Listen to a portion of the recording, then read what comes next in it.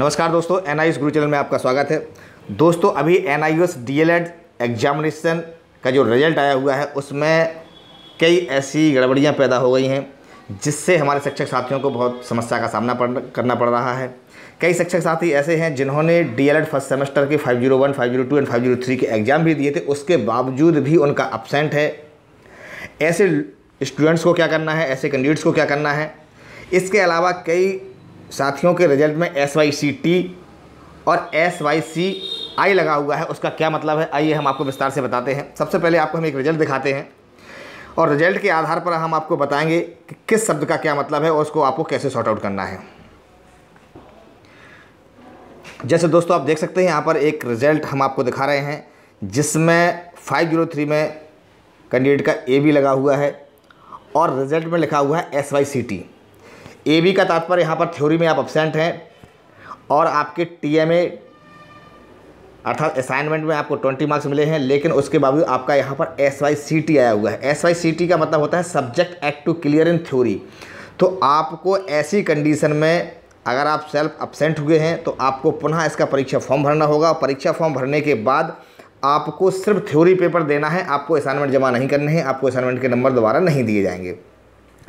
इसके अलावा कई साथियों को SYCI जिस सब्जेक्ट में दिया हुआ होगा उसका मतलब है कि उन्होंने थ्योरी तो दी हुई है लेकिन असाइनमेंट में उनके मार्क्स अपलोड नहीं हुए हैं, स्टडी सेंटर से उनके असाइनमेंट के मार्क्स नहीं गए थे, इस वजह से उनका SYC आया हुआ है। ऐसे कैंडिडेट्स को भी पुनः एग्जामिनेशन फॉर्म भरना होगा उस सब्जेक्ट का और थ्योरी का पेपर ना दे करके सिर्फ असाइनमेंट उनको सबमिट करना होगा। असाइनमेंट के नंबर अपने स्टडी सेंटर से भिजवाने होंगे, तब जा करके उनका SYCI क्लियर होगा। SYCI अर्थात subject act to clear in internal या TMA के जो मार्क्स है वह है।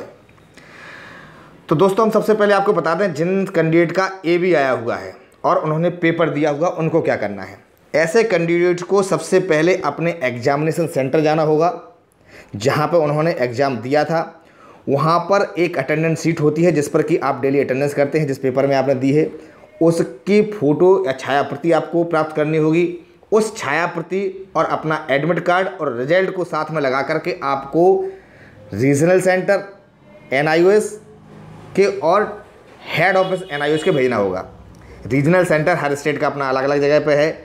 हेड ऑफिस इसका नोएडा सेक्टर 62 में है, वहाँ आप भेज सकते हैं इसको। इसकी मेल ID आपको NIOS की साइट पर मिल जाएगी, आप मेल से भी भेज सकते हैं, लेकिन उससे ज़्यादा बेटर होगा कि आप इन्हें बाई पोस्ट भेजें और मेल भी करें। इसके अलावा कई शिक्षक साथी ऐसे हैं जिनके रिजल्ट RW अर्थात रिजल्ट विद आया हुआ है।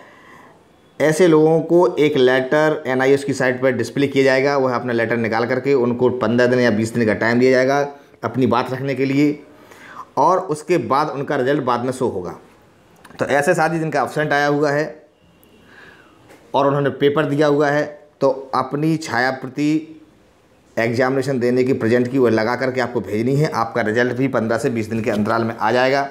यदि आप नहीं प्रमाण सहित दे पाते हैं तो आपको पुनः इस सब्जेक्ट का एग्जामिनेशन फॉर्म भरना होगा और आपको पुनः इस सब्जेक्ट की परीक्षा देनी होगी।